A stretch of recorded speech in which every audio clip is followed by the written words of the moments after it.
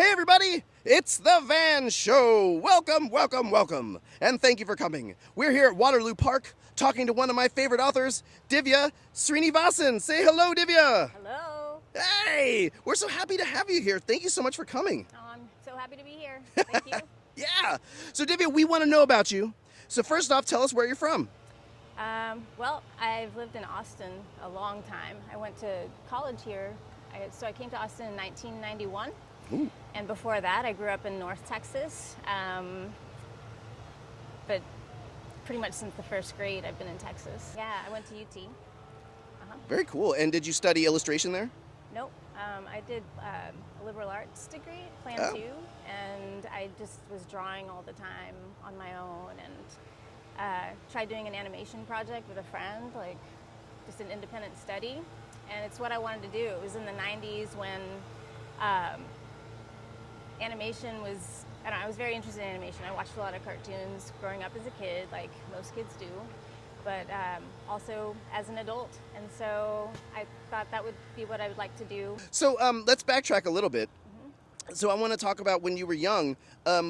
Did you have a moment when you were young when you realized that you really enjoyed making art and that you thought like maybe you enjoyed art more than the other kids?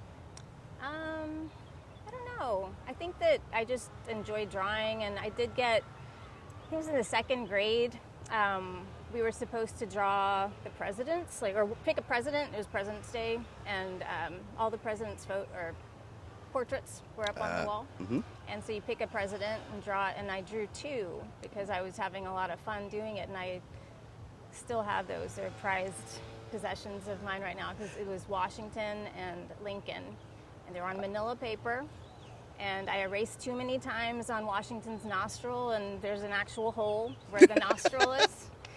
It's very upsetting at the time, but now I can laugh about it. Yeah. It's an yeah, interactive picture now. Yes. Just stick your finger right through that. Don't. Yes. So I want to ask, so to get into your children's books, you started those much later in your career, is that correct? Yeah, I did. I tried to do one. I tried to write one and draw one when I was in college, and now I know like why it was not good, but it was really fun to work on. And so when I was in San Francisco after college, I was trying to revisit it and still not that good. But then I started getting more animation and illustration work, and I started to do that freelance as a contractor.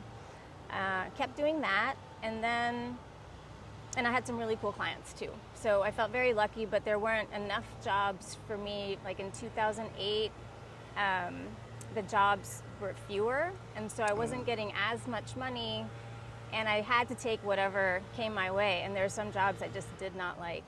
And I thought, you know what, I'm not making that much money on this. I'm gonna take some time off. I had money saved, and just try to work on my own project, and maybe it's time to try making a book. And by then, the internet exploded, and there were many resources online to kind of see what the basics were of making a picture book. And so I gave myself like a few months and ended up with a version of Little Owl's Night. Hey, I want to talk about your new book a little bit. Okay. And specifically, I didn't actually, unfortunately, I wasn't able to get a copy of it. I did, however, listen to the audiobook version of it. Oh yeah, that's even better. I was super impressed. So I want to ask, is that a relative of yours doing the audiobook reading? It's my daughter. Okay, I kind of figured, but I didn't want to assume. Yeah. It's wonderful. I kind of expected you to do the reading, and then I hear a child's voice reading the book, and I was like, oh, this is wonderful. And then you do the author's note at the end of the audiobook, which is super important. Like, and I kind of wanted to talk a little bit about that too, and the idea of the contradictions of definitions, like as far as like the way we define ourselves, and how we are living contradictions. I wanted to maybe ask a little bit about what was it that what made you want to give that message to kids or relay that message to children? It kind of came about just in thinking about an incident that happened to me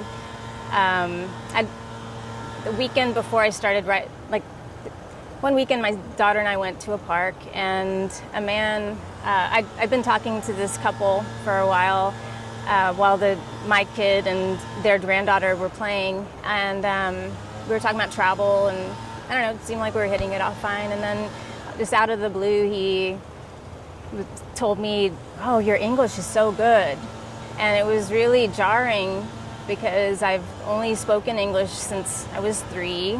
I did speak Tamil, that was my first language, but just looking at me, he thought that I shouldn't be able to speak good English. And I think also that he said I spoke good English because I didn't have an accent that wasn't American.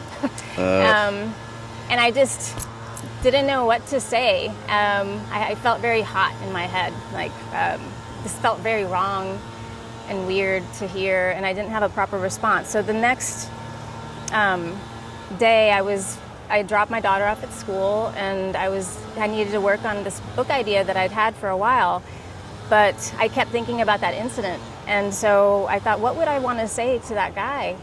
And then that made me think about something that happened to my sister that I mentioned in the author's note. Mm-hmm. A stranger came up to her when she had just moved to LA, and she just asked, "What are you?" And so I still don't know the answer to like what she should have responded to that. And I thought, what if that had happened to what if someone asked my daughter, "What are you?" What would I want her to say, or my niece, or any of my friends' kids? And so in thinking about that, I just came up with some statements about other ways that you could say what you are, all the different ways you could say what you are. And then that was fun. And so in saying like, "I am this," it's like, oh, but we're not just that, we're also this. And so it kind of just came about. Divya, this has been amazing. I'm really happy we got to talk to you about all this stuff. High five? Yeah.